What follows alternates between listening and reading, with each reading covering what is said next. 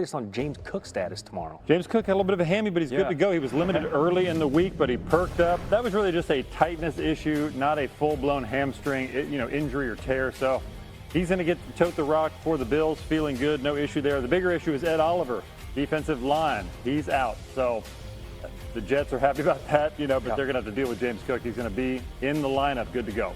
Then you have Xavier Worthy. His chances of play are slim. He's considered doubtful for this weekend's game against the Eagles, but he's perked up a little bit. He should be back in the next few weeks. They're just trying to get all their playmakers on the field. Rashee Rice will be back eventually as well. And you got Jalen Waddle. So he was a little banged up earlier in the week, but he is good to go. Head coach Mike McDaniel confirmed that Waddle will be in the lineup. They're trying to get Tyreek Hill and Waddle going now.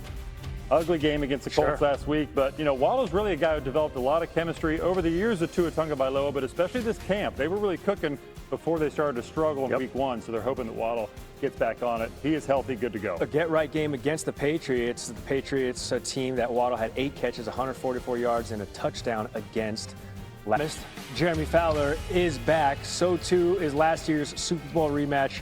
It's the Chiefs. It's the Eagles. The Chiefs trying to avoid an 0-2 start. What are you hearing about their game plan without Xavier Worthy? Xavier Worthy made some progress this week. He almost got back in the lineup, but they're going to play it safe. He's doubtful for this game. So they're going to go with some old reliable options. Hollywood Brown, Juju Smith-Schuster, and then the newbie Tyquan Thornton that they acquired this offseason will play a role. He could be a deep threat for Patrick Mahomes. The Chiefs do feel like they can make some progress despite being depleted at receiver, because the Eagles have been sort of shuffling around that cornerback 2 spot with the Dory Jackson, the journeyman, going to get the start again. Struggled a bit last week, so the Chiefs are hoping they can take advantage. And they know in this kind of matchup they have to run the ball well. So Isaiah Pacheco is going to have to be a factor. Also from the Eagles side, watch for A.J. Brown. Only 1 target last week. 8 yards. They are hoping to get him more involved. It's got to be organic. They're not going to force feed him, but those easy slant routes that he can get 8 to 10 yards on, they're going to try to get him involved. If there was ever a time to have home field advantage on your side, it is for the Chiefs at Arrowhead because they are many men down. In the NFC, Giants still rocking with Russell Wilson at QB1. How soon could we see Jackson Dart under center? Well, the Giants are trying to stick to their plan here. They got the veteran Russell Wilson and trying not to make a rash decision here. They're hoping that Wilson and the offense plays well this preseason to the point where he's been a factor. The noise is only going to get louder. We know that, especially if they don't Dart package. The Giants have shown that even throughout camp. They'd have a drive where Russell Wilson's leading the drive, then Dart will come in, maybe around the red zone at the goal line. So could be a factor where they maybe try to get him the game. Dallas is at least prepared for that, but they've mostly prepared for Russell Wilson. Yeah, it's first-round draft capital, and everybody knows that the fans and the media in New York are relaxed, they're calm, they're welcoming, they're understanding. No big deal at all. Jeremy Fowler with the latest. NFL Live on a Friday. We have RC, we have me, and Oswego will be along shortly. Super Bowl 59 rematch is the headliner this week, but we got things underway last night. The Green Bay Packers hosting the Commanders at Lambeau, and what a follow-up to Week 1 they had, RC. Although the Pack lost Jayden Reed early in this game. He has a broken collarbone. That's okay, because Jordan Love found a lot of other folks, including Romeo Doubs. Romeo Doubs here. Quick inside move on Mike Sanders drill. It's a big start for the Green Bay Packers. And then in the second quarter, Love throwing it downfield for Malik Heath. What a catch as the Pack scores twice on 90-plus yard drives. You mentioned earlier, Jayden Reed goes down early. People like Malik Heath stepped up and made big plays the whole time. And then Josh Jacobs, a guy who just finds the end zone every single game, gets in there one more time. And the Pack leads 14-3 at the half. Micah Parsons continuing to make that defense even better. Daniels sacked 4 times, 12 quarterback hits on Jayden Daniels, and they missed a field goal too. That kicking game wasn't even working for the Commanders. Now they're trailing 17-3. He has time, and he finds the old man, Zach Ertz. Jayden Daniels continued to fight Zach Ertz here with a smooth move in the open field. He fights for the pylon and gets it in. Ertz actually had the best game of anybody on the offensive side there, believe it or not, for the Commanders. Packers' next drive, they answer. How about Tucker Kraft in a game that he had? Hey, I tell you what, Tucker Kraft is still open somewhere in Appleton, Wisconsin. Packers win. Here's Micah. Defense wins championships. J Love, I think, you give us 20 points, we should be able to win that game. It's all about getting stops and getting the ball back into the offense. As y'all seen against Baltimore, Buffalo, you can have a quarterback damn near have a perfect game but still lose because guess what? The defense gave up, 40 points? So defense won championship. They want to, I think the fans like points and they like to see the big plays, but when you play great defense, it's just so beautiful to see. Like I said, they executed their scheme, whatever it was. They executed really well because they won the game. And we just didn't make plays. Starts with me, starts with everybody up front, starts with the whole offensive skill group. The Packers blitzing Jayden Daniels, that was a difference maker. He was pressured on 9 of those 15 blitzes, sacked twice, completed only 3 of 11 throws, worst completion percentage, not just by him, but by any Washington quarterback over the last 15 years. Yikes. Micah Parsons played 15 more plays than he did in week 1, 69% of their plays on defense. Mina, what'd you see from that Packers D last night? You know what I love about watching Parsons in this defense, Ryan? They could have traded for him and then just said, okay, cool, line up outside the tackle, we're going to rush 4, win on every down.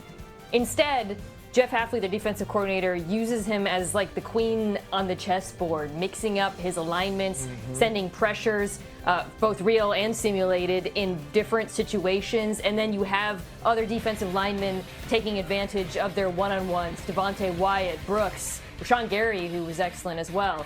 I think what you're seeing in Green Bay right now is what happens when you have a true force multiplier talent, and that's what Micah Parsons is, but you also have exceptional creative coaching. That combination is so hard to stop, and it's a big part of why Parsons' impact goes far beyond what you see from him in the box score. But I love the fact that you mentioned Jeff Hafley first, right? Because that's a big piece of what they're doing. He's continuing to coach. He's not relying on his players to make up for the X's and O's. He's putting his players in position to win. And we thought that this defense would be good coming into the year without Micah Parsons. But what I did love about the way that Brian Kunikes made this deal was he didn't give up a pass rusher to gain one. He didn't say, hey, Lucas Van Ness, we're going to send you over to the Dallas Cowboys. Rashawn Gary, we're going to send you over. And so there are often times where you're seeing pressure on Jayden Daniels and you're looking for number 1 and you realize that Micah Parsons is on the sideline. And then now the second level, we're seeing Edgerrin Cooper play at an all-pro level, Quay Walker come into his own, and now Keyshawn Nixon and Nate Hobbs and Carrington Valentine, a spot that could have been a negative for the Green Bay Packers, they ain't got to cover long enough so we can figure it out. I love the way that this offense or this defense is working on every single level. The play of the cornerbacks has been the most shocking thing to me, Ryan, because I thought this front seven was good already. They were good last year, but I thought going into this season that DB group, the corners in particular, were going to be a weakness on this team. I thought players like Hobbs and Nixon might be better suited for playing the slot. Did not look like that last night. I mean, Keyshawn Nixon was unbelievable getting hands on the football. And I think you see, and Ryan, I know you know this very well, is how much a secondary can feed off of knowing that their pass rush is going to apply pressure and get home. They're playing with a level of confidence and coverage that, frankly, I did not see last season. And again, this goes back to Parsons and that force multiplier effect. You truly see it at every level of this defense right now. And also, too, Michael Parsons wearing his cute little hat and saying that defense wins championships. That's an absolute fact. But what we also have to remember is this team scores well early on in the game. So they've been up in both of these games. They've been able to hunt in both of these games. The simulated pressure, bringing one extra rusher from the second level, or winning with 4 players up front. You get an opportunity to do so much, disguise in so many ways, because you're ahead on the scoreboard. And so I get it, Micah. Yeah, Baltimore gave up 41 and they lost and all of those different things. But because your team strikes first with the big play, Jordan Love's pushing the ball down the field, it now works complementary with what you do well on the defensive side of the ball. Oh my gosh, good organization, good coaching, good quarterback, great trade. Let's go. Yeah, they're winning. They are winning. All right, new on NFL Live from our Jets reporter Rich Cimini, Aaron Glenn says he expects Sauce Gardner to play on Sunday when they host the Bills. Listed with an injured groin yesterday. He was limited in practice. Meanwhile, more news coming out of this matchup from our Bills reporter, Lena Getzenberg. Head coach Sean McDermott said that defensive tackle Ed Oliver will be out for Sunday's game against the Jets. That's a left ankle injury. This is rough. He got stepped on during Wednesday's practice. He had a boot on his foot yesterday. He said they're going to see for Thursday's game against Miami. Obviously, it's a short week. In regards to Oliver, man, how much does this loss affect the matchup, RC? Well, I think the first thing is whatever shoe stepped on Ed Oliver, that shoe should no longer be allowed in the building, because on Sunday night, Ed Oliver was the best player on this defense, even in opportunities to affect the game, whether it be the pass, tackles for loss, and then obviously the huge forced fumble late in the game. Ed Oliver was the playmaker on the defense. Justin, and help me out here. What's Justin's last name? Justin Fields. There we go. I had a brain fart. Oh, you mean the quarterback? I'm talking to you. I thought you Hannah. I wasn't making up a different Justin. I thought you were looking for about another Justin running Fields. back. I had a brain fart. Justin But I'm not saying that Justin Fields and Breece Hall are Lamar Jackson and Derrick Henry, but they're kind of like Derrick Henry and Lamar Jackson-ish. Right. And so you need a guy like Ed Oliver, who showed how big of a piece he was to this defense, to be out there to make some plays. Yeah, I'm right with you, Ryan, on this run game, because it was kind of lost in the Bills' win that until the very end of the game, they were getting gashed on the ground, and Oliver was so instrumental at the end in forcing the fumble and getting some tackles. But that Ravens rushing attack off of outside zone last week averaged over 9 yards per carry. And to your point, you know who had a pretty damn good-looking outside zone run game week 1 against Pittsburgh? Exactly. The Jets. Again, defense and the tape, man. Missed tackles, out-gapped, out-leveraged, guys completely misdiagnosing where the run was. The Bills really have to clean that up. Otherwise, I think this Jets offense is going to be harder to stop than many people thought.